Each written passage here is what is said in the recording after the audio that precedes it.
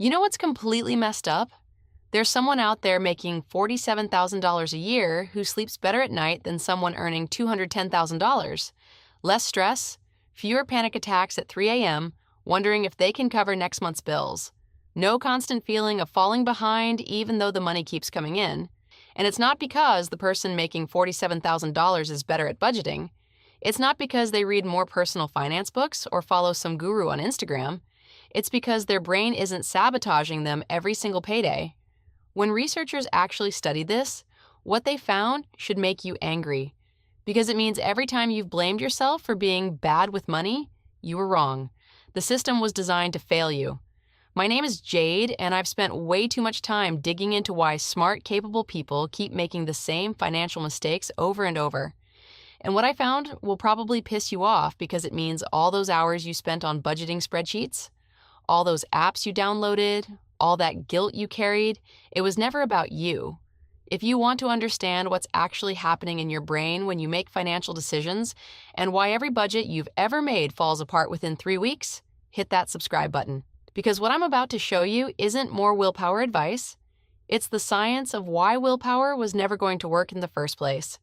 Let's start with what everyone assumes money management is, because this is where the entire thing falls apart. You Google how to be better with money, and you get the same recycled garbage. Track your spending, create a budget, stop buying lattes. Use the 50-30-20 rule, pay yourself first. You've heard it all. You've probably tried most of it. And I'm guessing you're watching this video because none of it stuck. Here's what nobody tells you. That's not a you problem. That's a design problem. And I can prove it. A study tracked over 12,000 people who completed full financial literacy programs. Workshops, workbooks, exercises, the whole thing. 6 months later, their financial behavior was statistically identical to people who never took the program at all. 12,000 people. Every budget template, every saving strategy, every piece of conventional wisdom, zero lasting change. Think about what that means for you. Every hour you spent color-coding a spreadsheet, every Sunday you sat down and planned the perfect budget.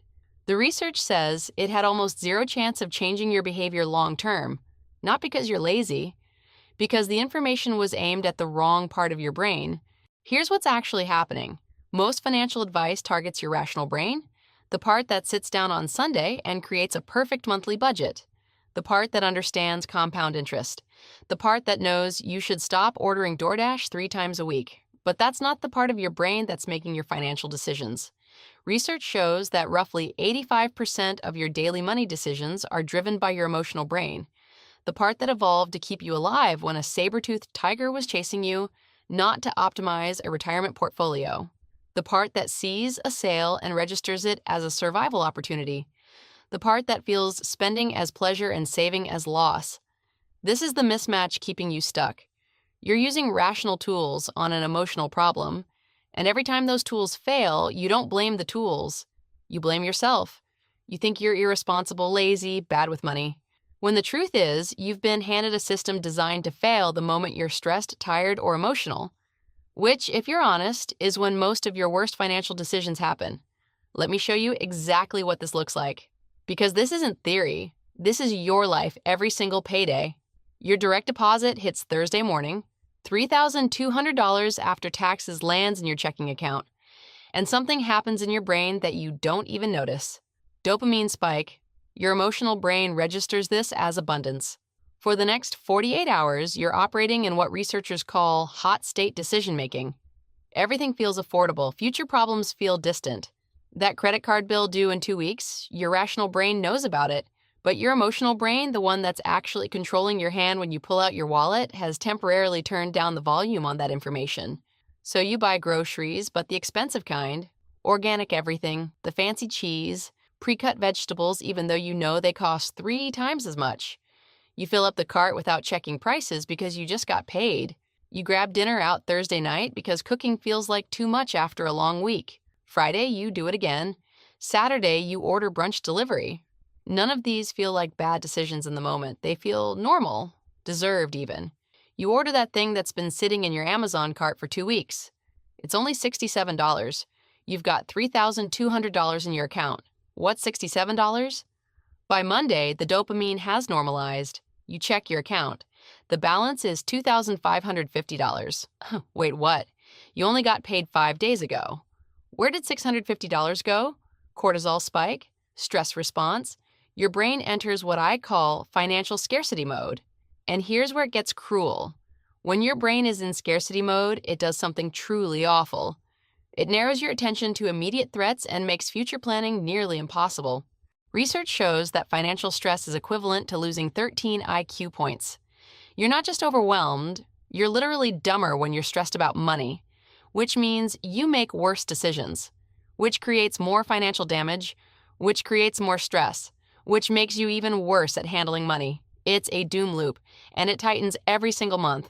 So you spend the rest of the month in survival mode, paying the loudest bill first, the one sending you notifications, ignoring the ones without late fees, putting gas on the credit card because checking your balance feels too scary. You promise yourself that your next paycheck will be different. Next month, you'll be more careful. Next month isn't different. The exact same cycle repeats. Dopamine high on payday, hot state spending, cortisol crash by day 3, scarcity mode, survival decisions, and every time this cycle repeats, it reinforces itself. The neural pathways in your brain that connect payday with spend freely get stronger. The pathways that connect low balance with panic get deeper.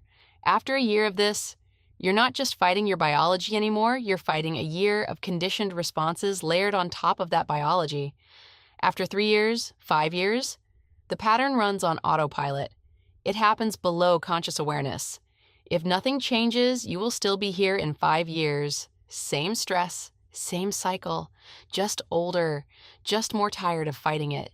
This isn't a discipline problem. This is a brain problem, and you cannot solve a brain problem with a spreadsheet. But here's what's interesting. While you're stuck in this cycle, there's someone else with the same income, same city, same basic expenses, and they haven't checked their budget in 4 months. Not because they don't care about money, because they built a system that doesn't require them to care in real time. Let me show you exactly what they did differently. Their $3,200 direct deposit hits Thursday morning. But here's what happens before they even see it. $640 automatically moves to a separate savings account, 20% gone before they ever process it as their money. $1,200 automatically moves to a bills account. That account pays rent, utilities, insurance, all the fixed costs that don't change month to month. What lands in their checking account is $1,360. That's what's actually available to spend, all of it. Every dollar is guilt-free. Sounds simple, right? Almost insultingly simple. But watch what's happening in their brain compared to yours.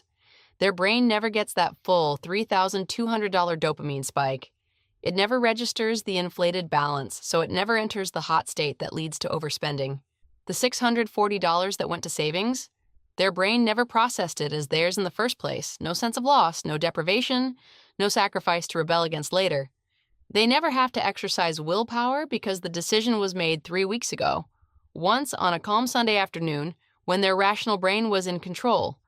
Their emotional brain never gets the chance to override it because the emotional brain doesn't fight decisions it never got to weigh in on. Research shows that people who automate their savings are 73% more likely to maintain consistent saving behavior over 2 years compared to people who manually transfer money each month. Same goals, same income, dramatically different outcomes. Not because the automated group has more discipline, because they have less opportunity to sabotage themselves. This is the real skill. Not managing money, managing the brain that manages money. But here's where it gets even more twisted. Even when you do everything right, your brain has one more trick up its sleeve. Let's say you successfully save $500 this month. You feel good about it, proud even. You've been responsible.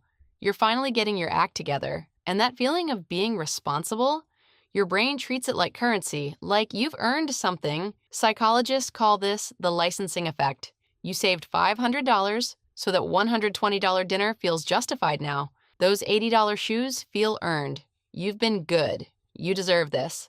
Research shows that people who successfully save money in a given month are 40% more likely to make an unplanned purchase the following week. Read that again. The saving behavior literally triggers the spending behavior.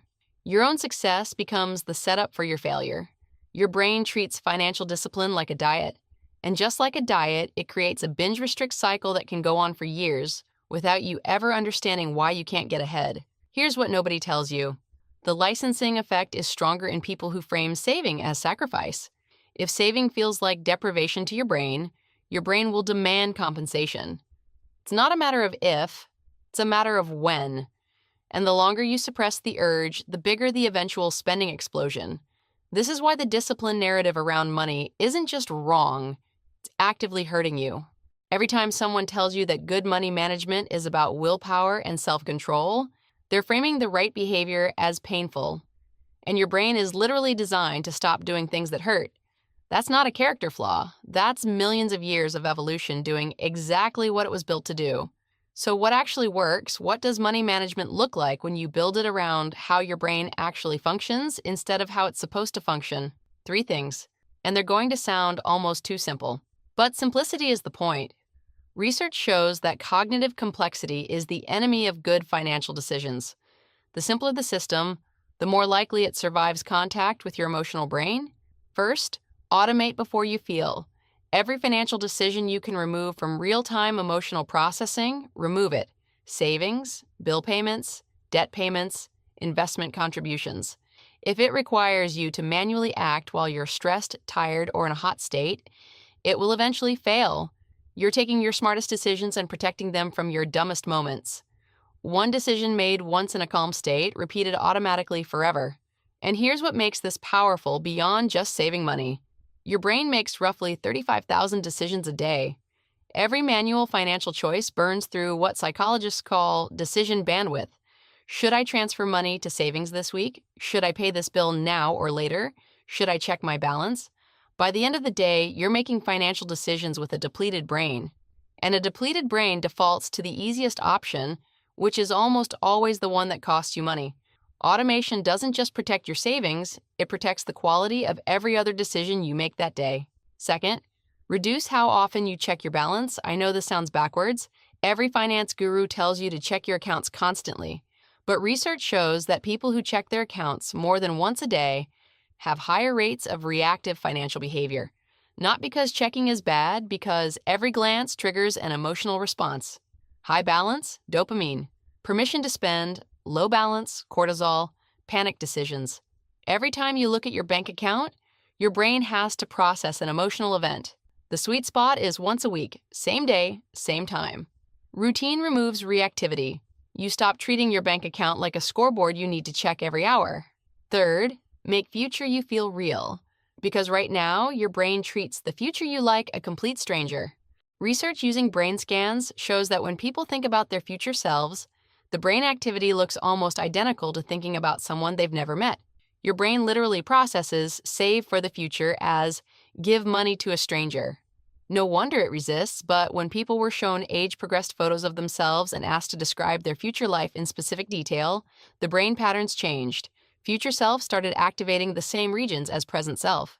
And saving behavior increased by over 30% without any change in income or financial knowledge. You don't need to be smarter about money. You need to trick your brain into believing that future you is still you. Here's something that sounds contradictory, but it's the most important thing I'll say in this video. The people with the best money management skills don't think about money management very much. Not because they're rich enough to not care, because they've built systems that run in the background while their brain focuses on earning, creating, and living. The obsessive budget checker checking their app 6 times a day? That's not good money management, that's hypervigilance. That's a stress response, not a skill. Real money management looks boring from the outside. Automated transfers happening before you wake up. A checking account that only holds what's safe to spend. A 6-minute weekly check-in, then moving on with your life. A recent study found that the strongest predictor of long-term financial health wasn't income, wasn't financial literacy, wasn't even saving rate. It was financial bandwidth, the amount of mental energy someone had available for non-financial decisions after dealing with their money stress. People with high financial bandwidth made better decisions everywhere. Better health choices, better relationships, better career moves, better sleep. Not because managing money well makes you smarter, because when your brain isn't hijacked by financial stress, it can function the way it was designed to. Money management isn't a skill you perform, it's a cognitive state you protect. So here's the reframe. And I want you to sit with this because it changes everything. Being good with money isn't about knowing what to do. It's about designing an environment where your brain does the right thing automatically. Building systems during your calmest moments that protect you during your most emotional ones. The enemy was never the lack of discipline. The enemy was the gap between your planning brain and your acting brain. And the bridge across that gap isn't willpower. It's automation, environment design, and self-compassion for being human in a system designed to exploit human psychology. If you've been beating yourself up for not being better with money, I need you to hear this. You were never bad with money. You are fighting your own neurology with tools designed for a different brain. The budgets that didn't stick weren't proof you're irresponsible. They were proof that willpower-based systems fail against emotional architecture every single time. The impulse purchases you regret weren't character flaws. They were your emotional brain doing exactly what evolution designed it to do. You're not broken, you're just human, with a brain built for a world where immediate survival trumped long-term planning every single time. Here's what happens if you ignore this. The cycle repeats. Same stress, same spending, same promises that next month will be different, same disappointment when it isn't. Another year passes, then another. The only thing that changes is how much time you've lost. But here's what happens if you change the system. The cycle breaks, not through effort, through design. The automation runs, the savings build, the stress drops, the bandwidth opens up, and suddenly you're not spending mental energy fighting your brain over $40 purchases. You're spending it on things that actually matter. The person making $47,000 with perfect financial stability isn't more disciplined than you. They just stopped asking their emotional brain to do a job it was never designed to do. That's the whole secret. It was never about knowing more, it was about designing better. So here's what you do right now, not tomorrow, right now. Pick one thing to automate: your savings transfer, your biggest bill, your credit card payment, whatever feels easiest. Set it up once, let it run. Watch what happens when you stop fighting your own brain. Your future self is counting on you. Make this count.